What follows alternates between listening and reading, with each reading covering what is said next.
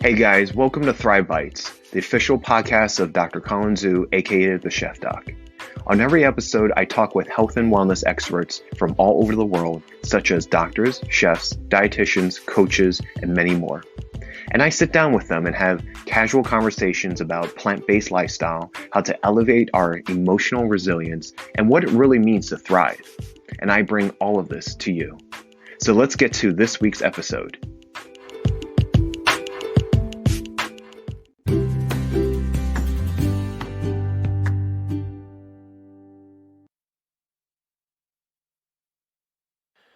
Okay, guys. Well, welcome to another episode of Thrive Bites. I'm your host, Colin Zhu, and thank you for listening on. Today, I have an amazing guest for you today. Her name is Dr. Charmaine Gregory. Say hi to everyone, Charmaine. Hey, how is everybody doing? I am so happy that she's here. For those of you who do not know who she is a fellow podcaster like myself, and she is the host and founder of Fervently Fit with Charmaine Gregory, MD.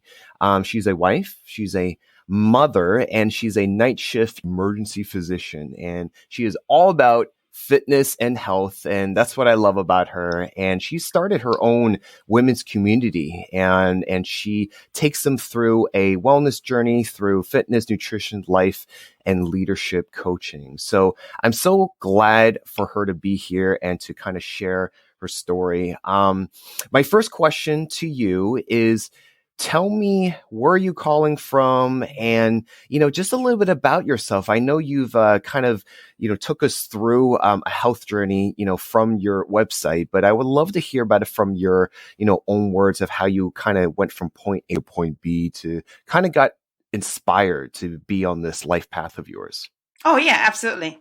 So I am from sunny and hot Michigan. Just kidding. Not sunny and hot, but definitely Michigan. And literally, as I'm looking out the window right now, we have a winter wonderland with a lovely sheet of snow that fell overnight.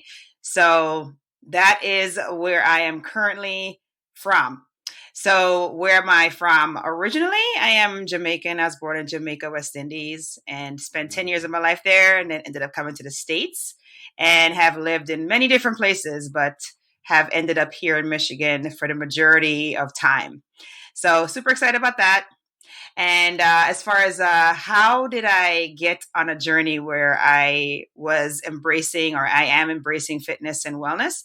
Well, I was raised a very active lifestyle. So as you can well imagine, when you live someplace warm like Jamaica, there basically is a constant activity. So I played all the sports. I did track, I did netball, all that stuff coming up. And then when it came to the States, I still remained involved in sports, and I was very active all throughout high school and college and medical school. That was more challenging, of course, but definitely remained active. So active all the way through medical school, residency, and the majority of my career in emergency medicine. I would say probably up until after my third child. So active even throughout the pregnancies. Actually, it's crazy because my last pregnancy, I was able to run a 5K at 20 weeks, which is crazy, but very active throughout the whole pregnancy. After that child, though, I did not prepare very well for running season. So, I mean, when I say this, I'm not saying that I am an elite runner, because I am very far from it. I'm one of those people who are kind of like weekend warriors, they go and they maybe doing a race, but then they do it slowly, but they finish. That's me. So I'm not one of the, I'm not 4 minutes per mile kind of person. So anyway, so there I was, getting ready for running season after that third child, not really preparing as well as I should have. I was older, of course, and taking a lot of things for granted, which we tend to do, and ended up hurting myself. So I ended up hurting my right knee, And the problem with that was that the injury itself was a bit cryptic, because I ended up going to my orthopedist and getting all the scans, because that ER doc has a leg that's swollen, is immediately going to think they have a DVT. So I got multiple DVU scans and saw the orthopedist. They took fluid off. They did an MRI. No one could figure out what was wrong. The injury persisted for almost a year. And throughout this time, basically, I had a complete atrophy of my right thigh, and a diminished range of motion to the right knee, and became completely out of shape. Like, absolutely went down to, from, working out several times a week to pretty much doing nothing. And as then you can well imagine, if you're still eating the same, not that I was eating like enormous amounts of food, but even if you're just eating the same amount of food and you're not burning it, you tend to have an aggregate of pudge. And so I ended up having my aggregated pudge like right around the midline, midsection there. And so, it was, well, I'm just saying, it's got to be euphemistic about it. And so it wasn't until, so eventually the thing got fixed. I went intraoperatively to diagnose me with the knee of a 60-year-old, even though I was only like 38, I think, at the time. Also noticed that I had a meniscal tear that was not detected on the MR. So anyway, he fixed me up and I was good to go, and started to kind of get back into a routine. But I had to give a talk to the resident doctors. So this was like in the fall of that year. And I go into my closet to retrieve my favorite suit, and I take it off the rack and I'm admiring it. And I'm like, oh, this is my lucky suit. I'm going to get my suit on. It's going to give me courage to give this talk to the residents and really like share with them what they need. And I put the jacket on, and I could not even get the button and the buttonhole to come in the same universe. And I was just devastated. And then I tried to put the pants on, and forget that. I didn't even go over my hips. Okay. So that was a pivotal moment for me. One that led to me essentially laying on the floor of the closet and just like, soaking the closet floor with my tears because I was so distraught. And it was also an epiphany, though, because I said to myself, this is not right. This is not me. I've had an active lifestyle my entire life. I cannot let, the consequences of this injury completely take me out. And I had to do something. So what ended up happening is I joined a support group so we homeschool our children. And so I was in a bunch of like homeschool mom groups. And so one of the moms, she was getting ready to get started on her fitness journey, and she was starting an accountability group. So I just joined that group, and it was pivotal in my transformation because it provided accountability. It provided like a regimen, not a regimen, but like a structure. It provided structure. Like routine, and so, ultimately, that's right. Routine and infrastructure and support, right? These are all the things, and accountability, because, there are days you get up and you're like, I don't really want to work out today. But then, you have to like post a picture of your workout in the group, and you're like, oh, okay, yeah, I got to do it. So it was that that really helped. And so, over months, of course, I had a transformation in my physical form. I was able to fit back in that suit again. And by the way, I still can fit into that suit years later, which I'm super excited about. And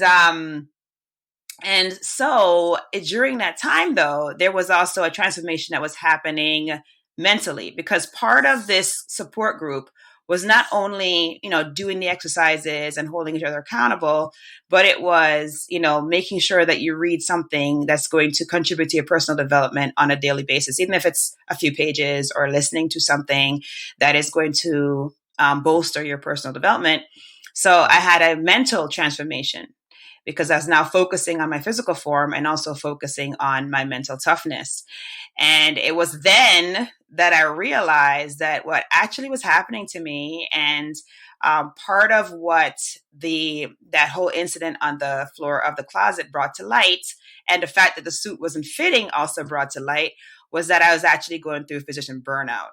So when that was revealed, it was a shock to the heart. It was literally a slap in the face. It was so many things, so many emotional things. But I I realized that,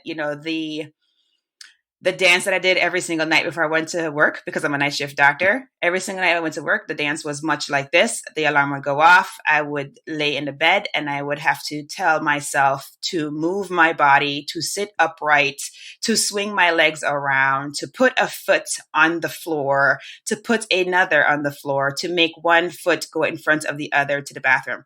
And then when I got to the parking lot of my hospital, I literally had a death grip around the steering wheel and had to literally tell every last finger to release themselves from the wheel so that I could open the door, put feet on the asphalt, and go into the building to serve the people that I worked so many years and have, trained so hard to be able to serve. So I thought that was normal. And it wasn't until I like to say it got my mind right, that I was able to do the introspection that was necessary to figure out that what was happening to me wasn't normal.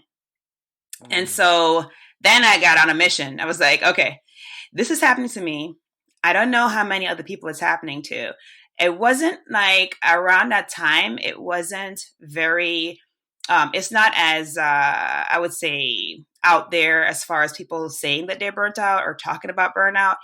I mean, I know burnout has been talked about in some shape or form in medicine for like the past 20 or 30 years, but the focus now is just more, I guess, ubiquitous, I would say.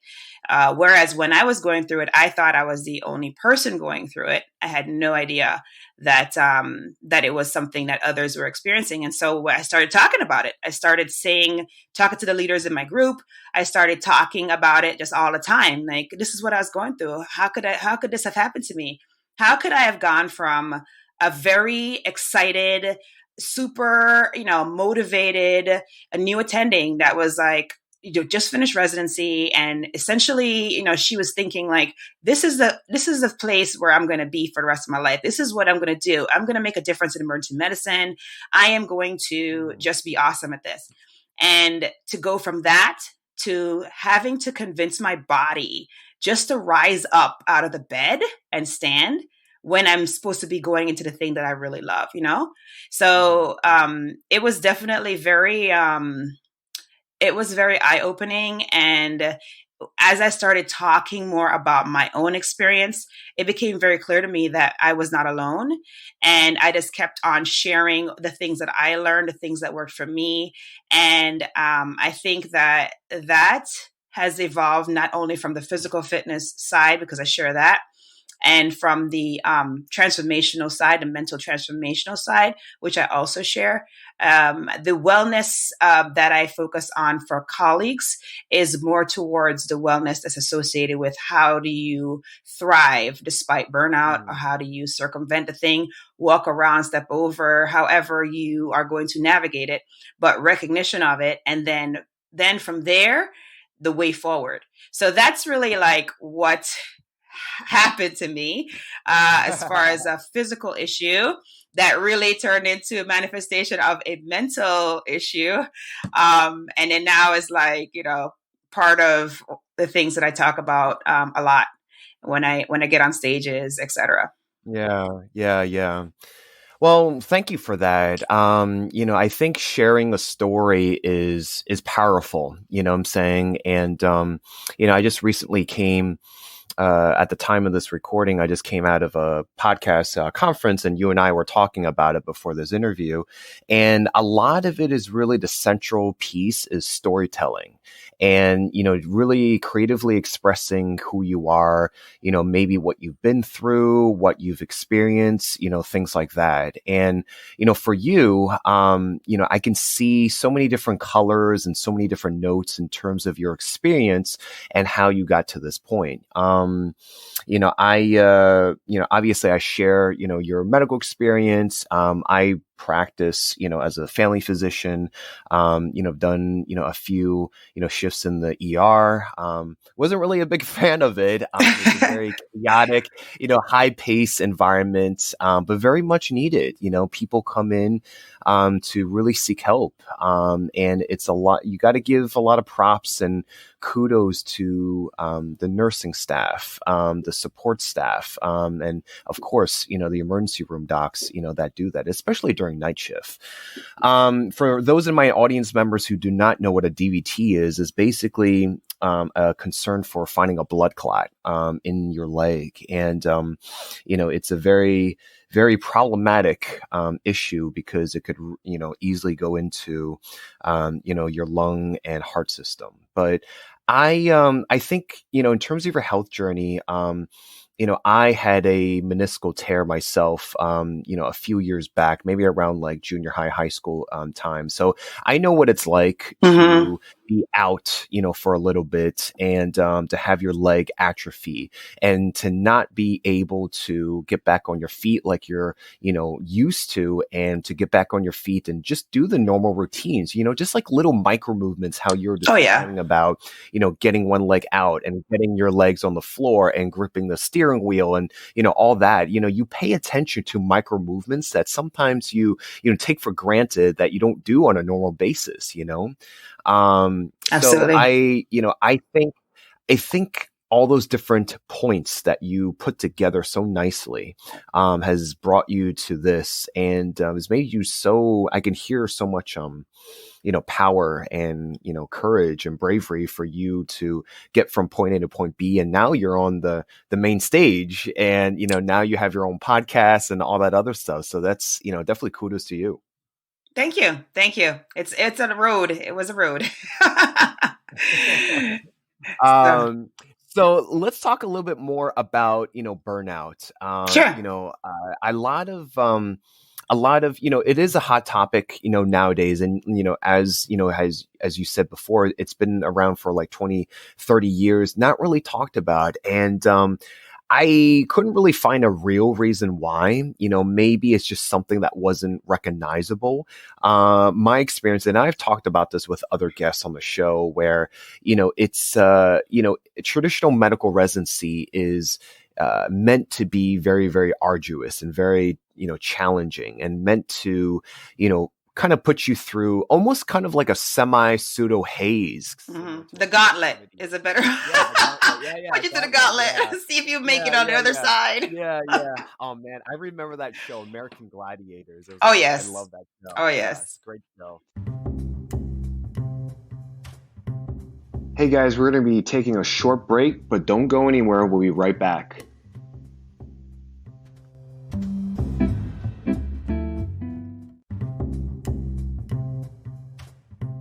Welcome back to Thrive Bites. Let's get back to the interview. But it's a process there that most, pretty much all medical professionals, it doesn't matter whether you decide to do primary care or surgery or anything in between, that everyone goes through, and it's an arduous thing, and you put in literally blood, sweat, and tears into it. And burnout is, it's not as simple, and you can probably speak more about this. It's not as simple, as just overworking and working to the point of exhaustion. I would also add to it that it's really about losing, why you do this in the first place, kind of, losing that fire, losing that passion along the way, because healthcare is not what it used to be. There's just so many different, cooks in the kitchen, type of scenario where it's just so much between the doctor and the patient. Oh, yes. So in a way, every doctor, no matter what specialty, wears so many hats. So, speak a little bit about it, like how, what do you see nowadays, from fellow colleagues? So burnout is a tricky thing, because when we think about it, we always think of the end user. We always think of the physician that's burned out. But it's interesting because, yes, the physician does get burnt out, but the whole process is not just the individual process. So What am I talking about? All right. So there is a construct that is discussed widely and promoted by Stanford. They have a program there called WellMD, and it focuses on burnout. And, when they look at the factors that bring about a physician getting to that point where he or she feels burnt out, they notice that it wasn't just personal resilience, right? Which is like, hey, how come you can make it through the gauntlet of residency, but you're unable to get out of this burnout thing? Like, why is this thwarting you? Like, this shouldn't happen. Right. There's really 3 interconnecting domains. So the first domain is efficiency of practice. So in everything that we do, every specialty that we're involved in, Colin, you mentioned that there are some external forces at play that sometimes can dictate what we do and the time we spend with our patients and all of the extraneous things that we have to do external to the patient encounter. So an efficiency of practice is definitely going to affect us as physicians, as the ones who are providing care to our patients. So if there is a optimized efficiency of practice, there's likely going to be joy participated and experienced by everyone on the team. So simple things like for me in my specialty, something like I become the rate limiting step in any particular scenario. So an example of that would be, say a patient comes in and they have a laceration or a cut. Mm-hmm. And that laceration requires suturing or stitches or staples. And when I enter the room, the wound has already been cleaned. So my team has foreseen what is needed, and they have cleaned the wound. They have left the items that I will need in order to tend to the wound at the bedside. This is something that is a satisfier for everybody because now I come in, I see the patient, I can do everything I need to do in that one encounter, and then the patient can be discharged. Another patient can be seen. The patient is happy because they don't spend a huge amount of time in the emergency department. The team is happy because they have, they're able to do something for someone very quickly and get them where they need to be. So, items like that. So that would be an example from my specialty. I know of other specialties where, having things set up, having a team that is going to set up your, for procedures or for the encounters or whatever it is, but making the practice run efficiently is going to bring joy to not only the physician, but it's also going to bring joy to the rest of the team. So that's one modality. So an efficiency of practice. The other modality is a culture of wellness. So this is more of a systems issue. So efficiency of practice is sort of a systems issue, but culture of wellness is purely systems. So that is, what is the institutional philosophy when it comes to an item? So one particular example would be, so say, for example, there is a difficult case that we have. So you're in the OR and the case goes badly. And what happens after that? Is there a debriefing that happens immediately to, basically amongst the staff so that they can deal with that? Because every time that we as doctors, nurses, etc., have a bad outcome, it affects us. Why? Because we're human. And our job is to care for people. It is not to harm anyone. So whenever there is harm done, there is an emotional effect. So if the culture is, hey, yes, we had a bad situation occur. Yes, we may have lost our patient. If the culture is, let's take this moment right now as a team to have a debriefing to see what we could have done differently, to see how we could have had a different outcome, to see how everyone is feeling and dealing with this. This is particularly evident and crucial in situations like in my specialty, when we have a child that we are working on and we end up losing the child. That is devastating. It's devastating to everyone on the team, not just the doctors, the nurses, but the techs, the person that's cleaning up the room after the child's body has been removed. I mean, it's something that affects everyone. So having a debriefing, which takes like 5-10 minutes immediately after this has happened, taking a moment of silence to acknowledge the preciousness of that patient's life and then talking amongst us to see how we're doing, to start that conversation. Because what we do as health professionals is we have a category, we have a box that we put all our micro traumas into and tuck it away and put it away so we don't ever have to really deal with it. It's our defense mechanism. It allows us to be able to be in a case where we're working on somebody for an hour, and maybe we lose that person, maybe we bring them back, and maybe they're able to go on to the next level of care.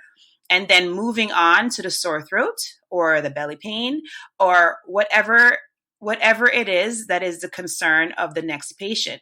How can we go from a loss to having complete impartiality with the next case? The only way that we're able to do that is we take that micro trauma, that loss that we felt from losing that patient or having a bad outcome, and putting it into that box and tucking it away. So you can well imagine that, we do that as a defense mechanism. And so if the whole team, the whole culture is set such that whenever we have a blip, a bad piece, a bad item, a bad event, that we deal with it in real time.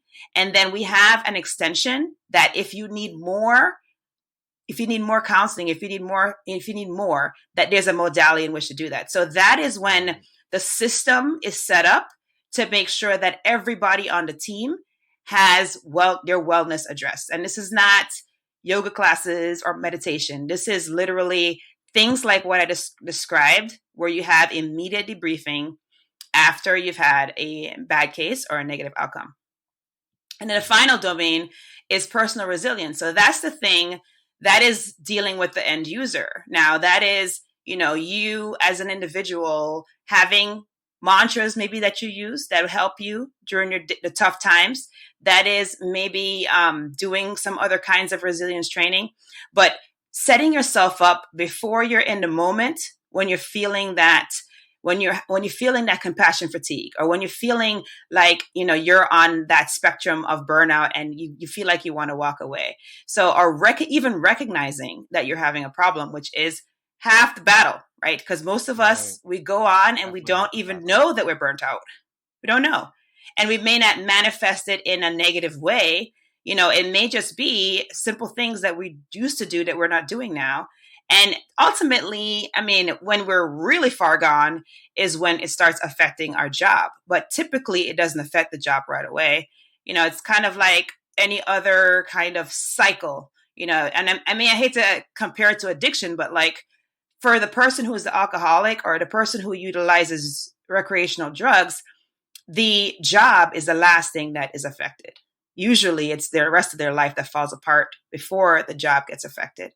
So, so it's the three domains working together really that is going to really make a difference when it comes to burnout. And everybody's path is different. Everybody's experience is different. Everybody's trigger is different. So it's complicated. It is.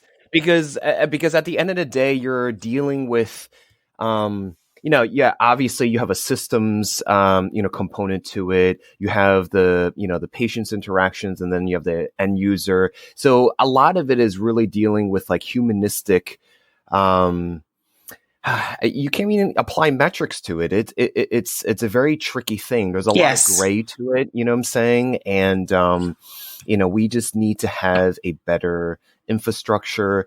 Obviously, personal resilience is key. Not just your professional life, but, you don't know what that, the doctor, the healthcare provider, they are human as well. You don't know what they're going through in their own personal life. You don't know the challenges and ups and downs, whether they've had trauma growing up or whether, they are dealing with death or, other things outside of work. So a lot of things can be accumulated. And it's definitely something that we have to be more and more mindful of, practicing self-awareness, self-care, self-love, and just making it, increasing our awareness, for everyone, not just, our providers, but, our patients as well, is that, we're also people as well, but we are here to show up to take care of you as well. So,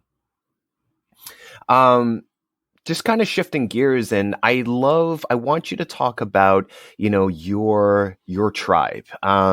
You've created Fervently Fit with Charmaine, and I love your website. It is so colorful. There's so many different pieces of who you are.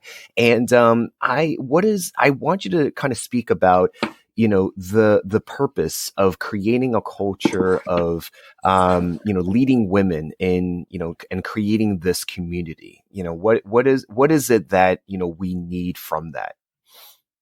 Well, I think that the biggest thing is that we have to really be in a space where we feel like it's okay not to be perfect. We have to feel like we could be in a space where we can share the things we're working on.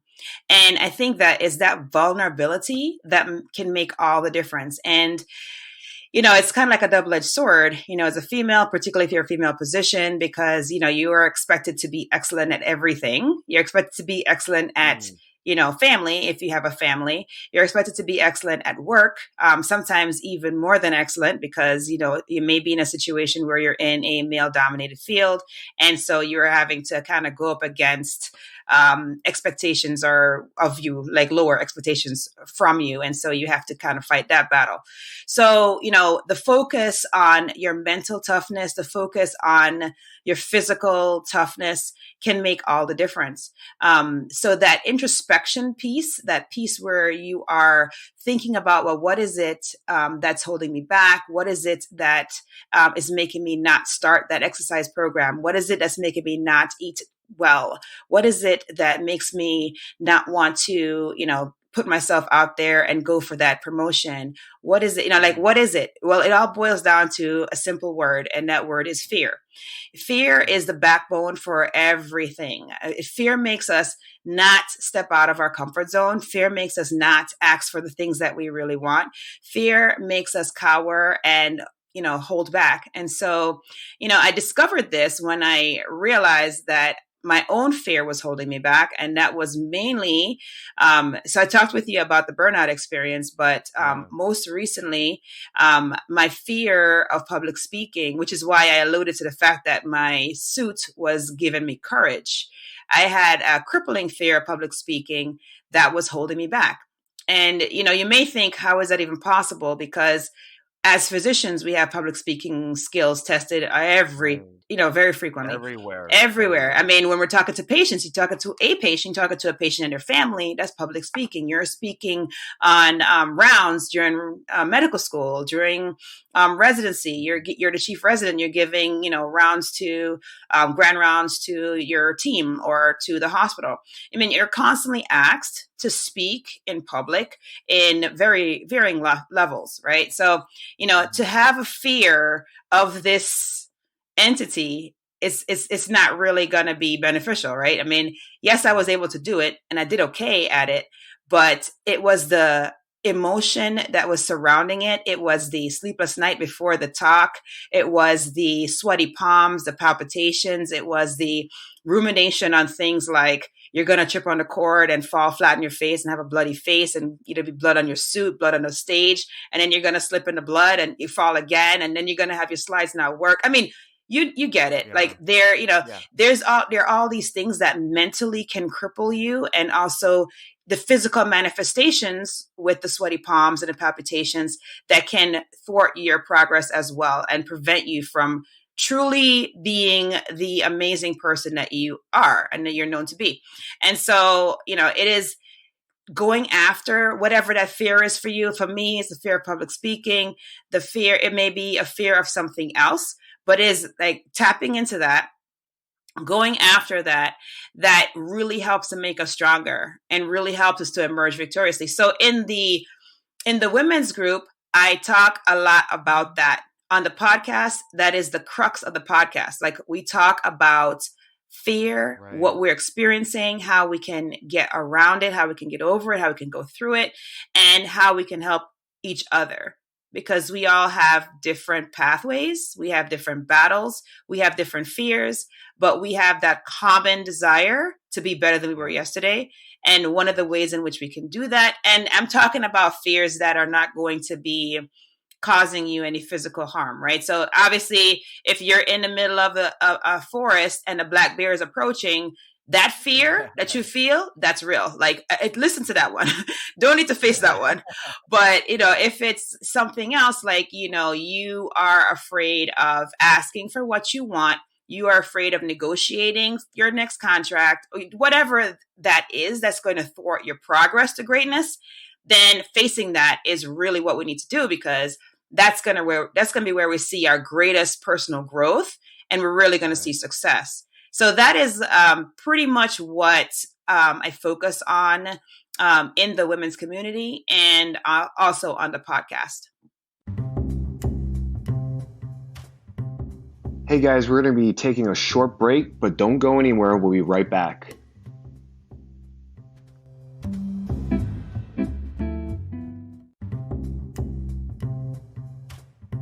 Welcome back to Thrive Bites. Let's get back to the interview.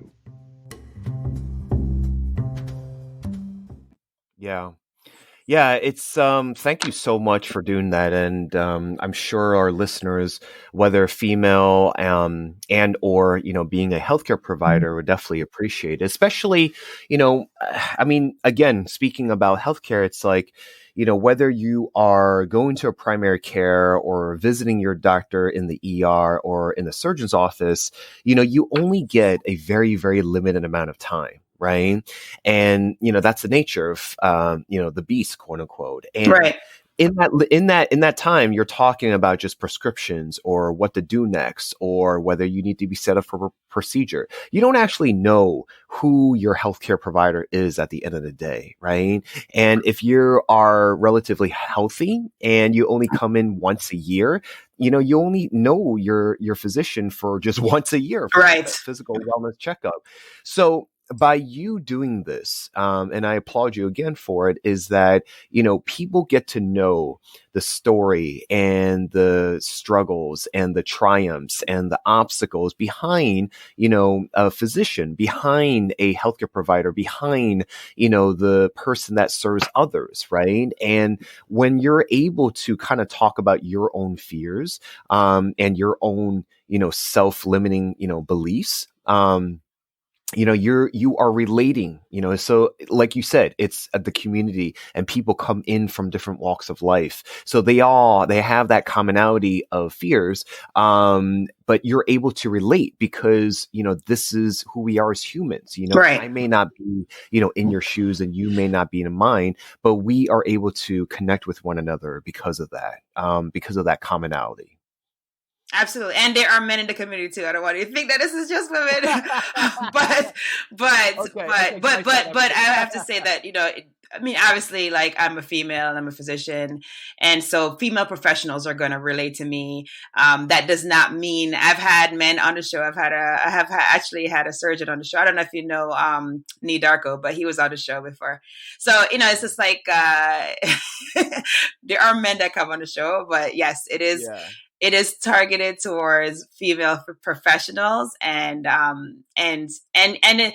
interesting thing is that it's I started the thing because I was afraid of public speaking, and I wanted to have a modality in order to face that boldly, and it has really blossomed to something very special because we've had people on the show. I had a lawyer from the UK, and she went through burnout, in her profession, and she was able to share that perspective and how, fear played a huge role in that. I mean, it was phenomenal.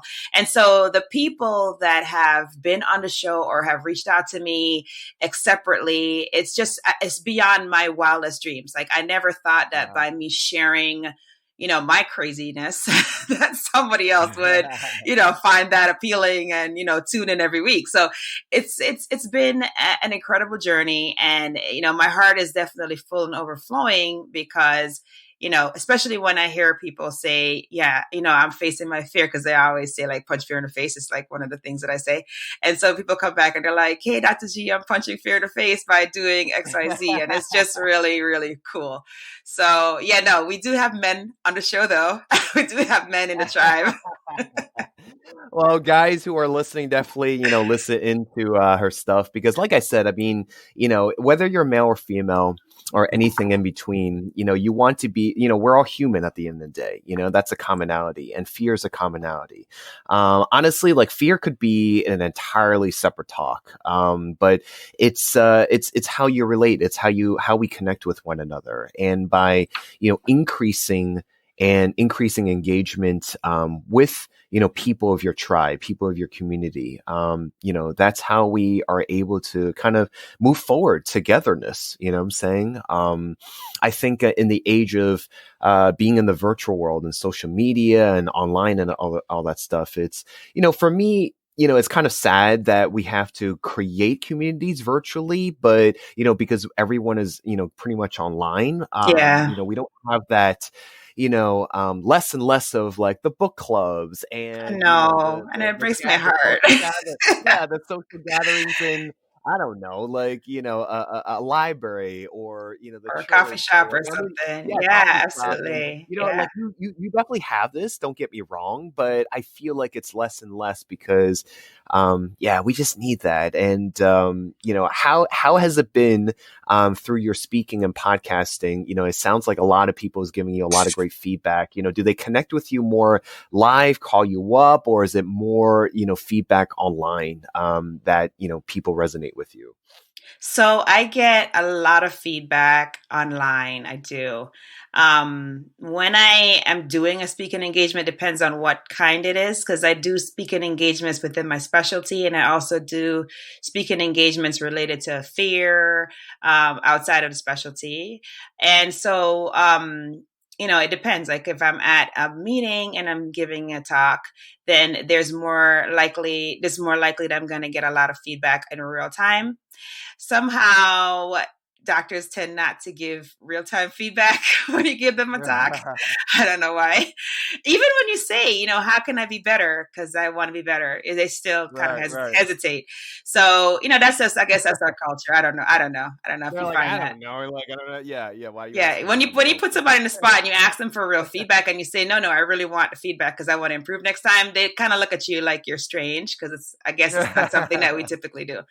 So I would say the majority then would be coming from online. So either I get a message to my email, or I get a comment through one of my social platforms. Usually that's how it comes to me. Yeah, yeah. Awesome.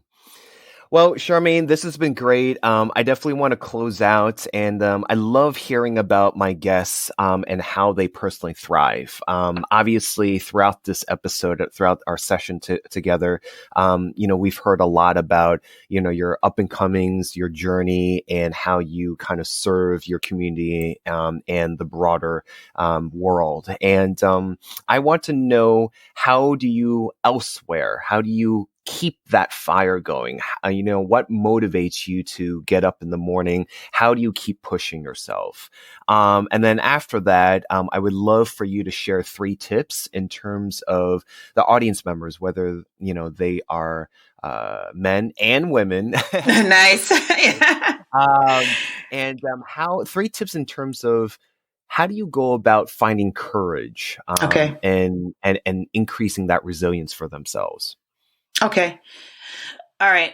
So what motivates me? So, I mentioned before that I did a lot of personal development during that transition period, and that has continued. So now I make sure that I have some form of personal development every single day. So it may be that I listen to a recording, or I watch a video, or I read a few pages in a book, but that is really important. And then the other thing that I've been doing lately, and this is also probably going to lean towards a tip for resilience, but I have been practicing a gratitude practice. And what it is literally, as soon as I open my eyes, before I do anything else, before I put my feet on the floor, before I go to the bathroom, brush my teeth, I literally start thinking about 3 people. Well, it started with 3 people, and then now it's actually up to 5 people. But I start thinking about the 3 people that mean the most in my life right now.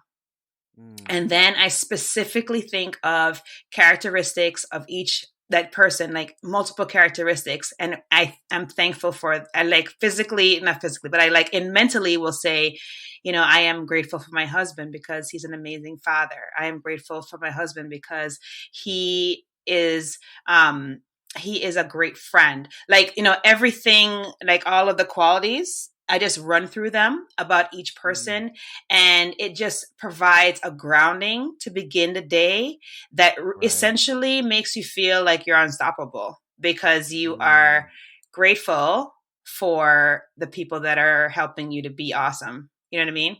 And so that's one thing. And then the other thing that I would say, so that's tip number one for resilience, is to start a gratitude practice. You can literally start with 3 people, or you can start with 3 things that you're grateful for. So it can be as simple as, I am grateful for having woken up this morning. I am grateful for having my health, if you have it. I am grateful for being able to serve people in whatever capacity. So whatever it is for you, like just even doing that before doing anything else every day for a couple of weeks is transformative, because what that does is it basically puts deposits in your resilience bank, because it gives you a power and a power that comes from gratitude. So whenever you're thinking about others outside of yourself, it increases your internal power. So that's one. And then the second one is you can develop your personal affirmations. So these are things that you can put on sticky notes. You could put them on your, on your computer. You could put them on the mirror where you brush your teeth. You can put them in the kitchen next to the coffee maker, wherever it is that you can see these statements. Then you're going to see them multiple times a day. It's going to help with your resilience. It's going to help with you facing your fear. So say, for example, you have an affirmation that says, I will be bold in asking for what I want. Right. So a lot of people tend to not ask for what they want. They get presented with something, and instead of asking the questions and asking for what they want, they just assume that that is the final offer. And so anybody who negotiates knows that that is never the final offer. Everything is negotiable. Right. So if you don't ask for what you want in everyday little negotiations, you will not ask for what you want when you have a big negotiation. So that can definitely steal your joy. And so, having affirmations that you have around and that you tell yourself, those messages solidify and they become unconscious, and they basically create a mental toughness that will give you the tools that you need when you're faced with a storm, because then you'll have the tools to be able to make it through the storm and be resilient. A third tip would be, don't be afraid to practice the pregnant pause. I love this thing. And this thing is like amazing because, because literally this is how it works. So maybe I don't know. Perhaps this may never have happened, or maybe it did. I don't know. But maybe I might have been on the phone with a consultant trying to negotiate a pathway for my patients to get to the next step in our system, our health system. And maybe the consultant was not either not in agreement with the path that I've devised, or basically dismissive of me, or maybe they might have been having a bad day and they may or may not have been yelling at me for waking up at 3:00 in the morning. So perhaps that was the case. All right. So I say, hey, how's it going? I'm so sorry to have woken you up, but I really want to make sure Mrs. Jones has, what she needs. And so this is why I'm calling you. And then they say what they're saying, and I say what I'm saying. And then they say, but I'm not admitting them, or I'm not going to take them to the operating room. And this is what I do. And it kills them. It kills them. People do not like the pregnant pause. Every time at the end of the pregnant pause, I always get, all right, Charmaine, I'll take them. So, you could use a pregnant pause in everyday life You can use the pregnant pause to disarm someone. So if the person's yelling at you and they're super irate, just stop talking. Just do the pregnant pause, and it works like a charm. So that's one other tool that I've used for my own resilience, and you may find it helpful. The audience may find it helpful. So the 3 tips were practicing a gratitude practice, having affirmations, and having them in a place where you either can say them multiple times a day or you see them multiple times a day until they're internalized, and then practicing the pregnant pause.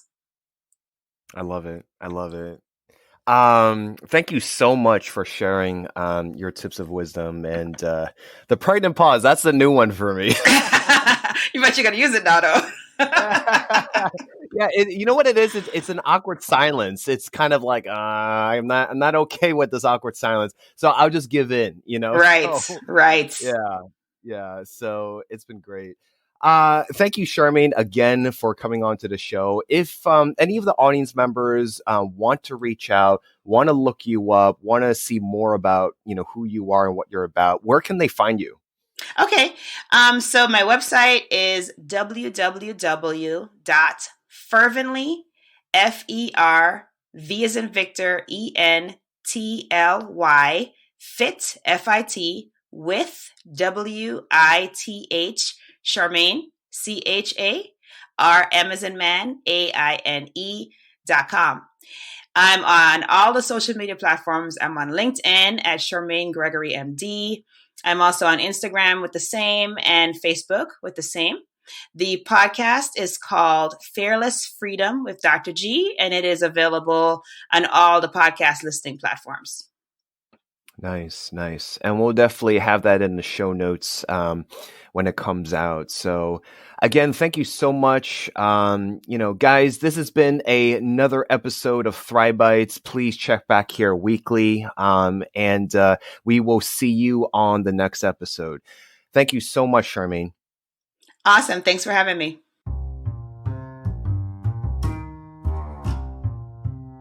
Hey guys, that was another episode of Thrive Bites.